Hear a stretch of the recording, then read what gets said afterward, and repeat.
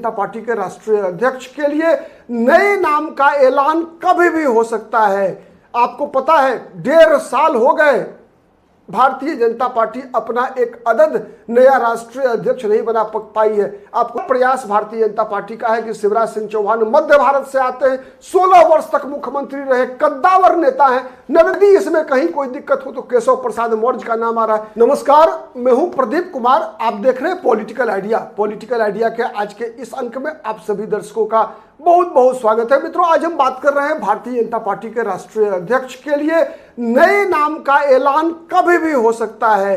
आपको पता है 1.5 साल हो गए भारतीय जनता पार्टी अपना एक अदद नया राष्ट्रीय अध्यक्ष नहीं बना पाई है। आपको याद होगा 2024 के लोकसभा चुनाव से पहले ही जेपी नड्डा का कार्यकाल खत्म हो चुका था। उनको एक्सटेंशन मिला था कि चुनाव तक जेपी नड्डा ही कंटिन्यू करेंगे, लेकिन चुनाव हुए भी अब 12-4-16 महीना हो चुका है, लेकिन अब तक भारतीय जनता पार्टी अपना राष्ट्रीय अध्यक्ष का चुनाव नहीं कर पाई थी। कहा जाता है कि भारतीय जनता पार्टी के केंद्रीय नेतृत्व और साथ ही जो संघ परिवार का नेतृत्व है, संघ के साथ भारतीय जनता पार्टी का कह सकते हैं आप कि एक प्रकार से सहमति नहीं बन रही थी नए राष्ट्रीय अध्यक्ष के लिए। चूंकि आपको पता है कि एक विवाद की शुरुआत जेपी नड्डा ने ही 2024 के लोकसभा चुनाव से पहले किया था। क्या था विवाद? आपने देखा होगा 2024 लोकसभा चुनाव से पहले जेपी नड्डा का एक बयान आया था, जब जेपी नड्डा ने कहा था कि अब भारतीय जनता पार्टी को आरएसएस की, संघ की जरूरत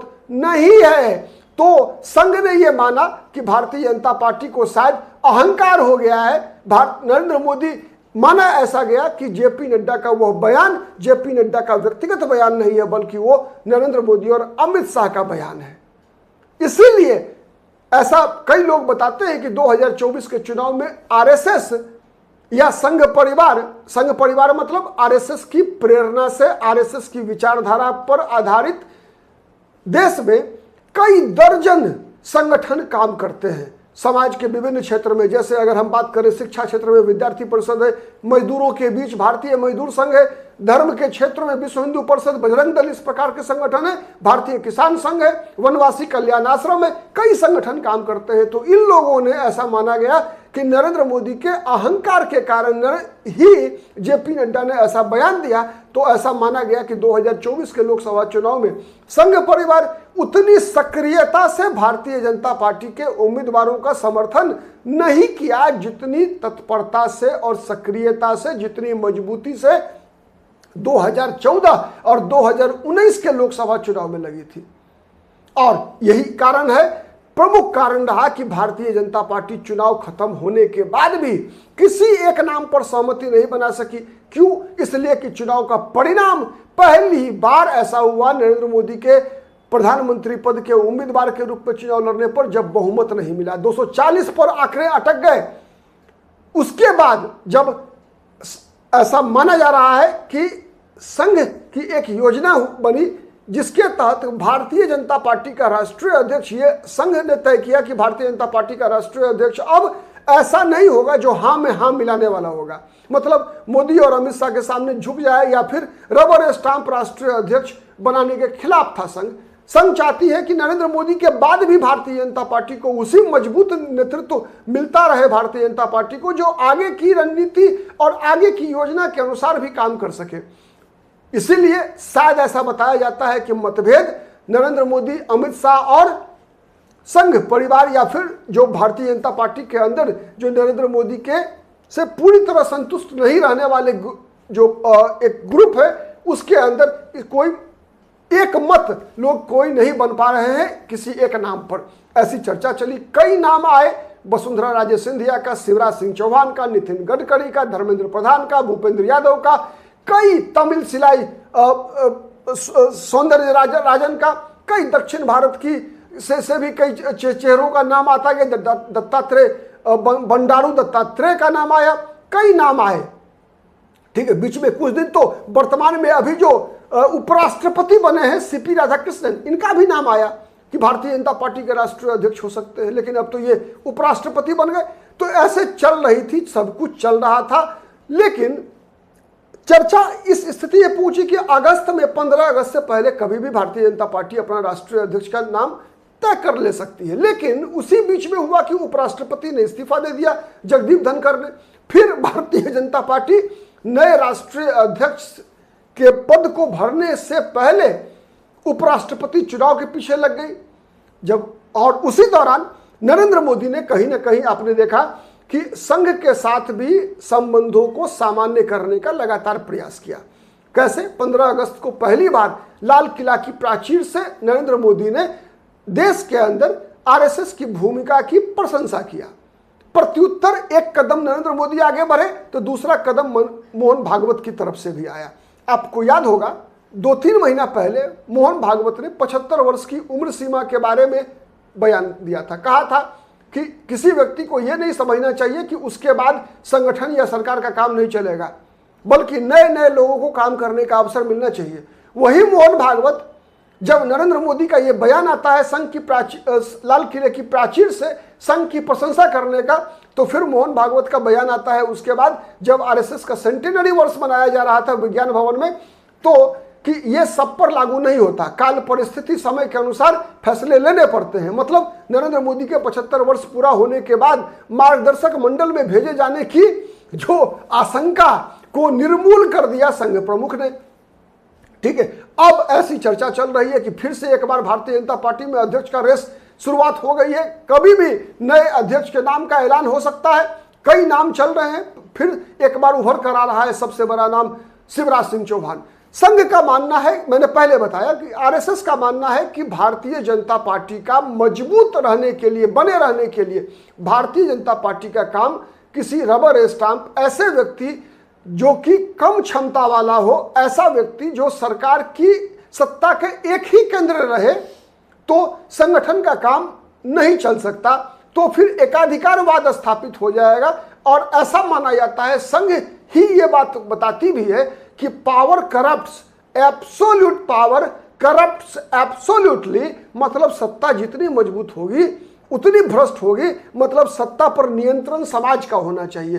तो आरएसएस का मानना है कि भारतीय जनता पार्टी की सरकार पर भारतीय जनता पार्टी के संगठन का नियंत्रण होना चाहिए। तो भारतीय जनता पार्टी की सरकार पर संगठन का नियंत्रण करने के लिए क्या अमित शाह हो सकते हैं? नहीं, इसलिए नहीं हो सकते कि नरेंद्र मोदी और अमित शाह की जोड़ी विश्व प्रसिद्ध है।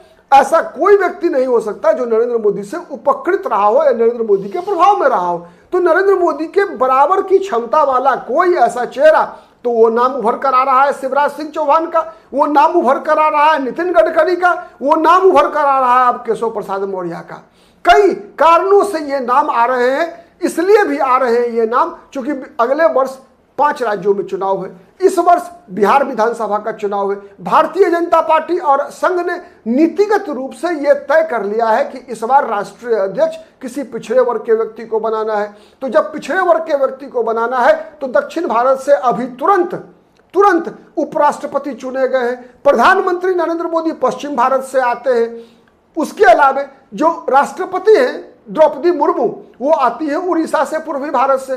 तो पहला प्रयास भारतीय जनता पार्टी का है कि शिवराज सिंह चौहान मध्य भारत से आते हैं, 16 वर्ष तक मुख्यमंत्री रहे, कद्दावर नेता हैं, नरेंद्र मोदी के बराबर की क्षमता है उनके पास। तो शिवराज सिंह चौहान राष्ट्रीय अध्यक्ष हो सकते हैं। यदि इसमें कहीं कोई दिक्कत हो तो केशव प्रसाद मौर्य का नाम आ रहा है। एक और नाम आपको चौंकाएगा, एक और नाम चौंकाएगा आपको, लेकिन उस नाम को बताने से पहले मैं बताऊं, एक तीसरा नाम भी चल रहा है धर्मेंद्र प्रधान का। है तो उड़ीसा के रहने वाले, हैं पिछड़े वर्ग के ही, लेकिन कई राज्यों में जब भारतीय जनता पार्टी का संगठनात्मक स्तर पर कभी भी कोई संकट में होती है तो एक संकट मोचक का काम करते हैं। संगठन कौशल है धर्मेंद्र प्रधान के पास, इसलिए धर्मेंद्र प्रधान का नाम भी चल रहा है। वर्तमान में मानव संसाधन मंत्री है, शिक्षा मंत्री है देश में, और जो नई शिक्षा नीति आई है उसके सूत्रधार माने जाते हैं धर्मेंद्र प्रधान। ठीक है, इससे पहले केमिकल फर्टिलाइजर पेट्रोलियम मिनिस्ट्री में भी मंत्री रह चुके हैं धर्मेंद्र प्रधान। एक प्रशासनिक क्षमता भी साबित किया है, साथ ही जो संगठनात्मक क्षमता है ऑर्गेनाइजेशनल स्किल वो भी साबित कर चुके हैं धर्मेंद्र प्रधान। मैंने बताया चौथा नाम मैं बताऊंगा सबसे अंत में, वो नाम है एक महारथी का, जिनको कि भारत में इंफ्रास्ट्रक्चर डेवलपमेंट के लिए जिनकी प्रशंसा बीजेपी के लोग तो करते ही, साथ ही विपक्ष में भी कई ऐसे नेता हैं जो उनकी प्रशंसा करते हैं। वो नाम है नितिन गडकरी का। एक समय में नितिन गडकरी भारत के भावी प्रधानमंत्री के उम्मीदवार के रूप में देखे जा रहे थे। आपको याद होगा जब 2009 में पहली लाल कृष्ण आडवाणी के बाद राजनाथ सिंह और फिर नितिन गडकरी राष्ट्रीय अध्यक्ष बने थे राजनाथ सिंह से पहले, तो वह दौर था जब नितिन गडकरी को प्रधानमंत्री के उम्मीदवार के रूप में भी देखा जाता था। लेकिन एक आरोप लगा, केजरीवाल का आरोप तो खैर खत्म हो गए, केजरीवाल ने माफी भी मांग ली, लेकिन नितिन गडकरी के भविष्य पर केजरीवाल ने ग्रहण लगा दिया। इससे बेहतर उदाहरण नहीं मिलेगा आपको जो नितिन गडकरी के साथ हुआ। आज जो रोड ट्रांसपोर्ट है उसमें एक अच्छा प्रसिद्धि जो पाई है नितिन गडकरी ने, अपने प्रशासनिक क्षमता का प्रदर्शन किया है जिस प्रकार से इंफ्रास्ट्रक्चर डेवलपमेंट में, और दूसरा एक संगठन क्षमता भी है नितिन गडकरी के पास। ये साबित कर चुके हैं, जब वो बीजेपी के पहली बार राष्ट्रीय अध्यक्ष बने थे तो नितिन गडकरी का भी नाम चल रहा है राष्ट्रीय अध्यक्ष के लिए। अब देखना है कि इन चारों में से किस नाम पर नरेंद्र मोदी और मोहन राव भागवत, जो दोनों मात्र 10 दिन के अंतराल में अपना 75 वर्ष पूरा कर रहे, एक ने कर लिया दूसरा करने वाले हैं, दोनों की मोहर किस नाम पे लगती है।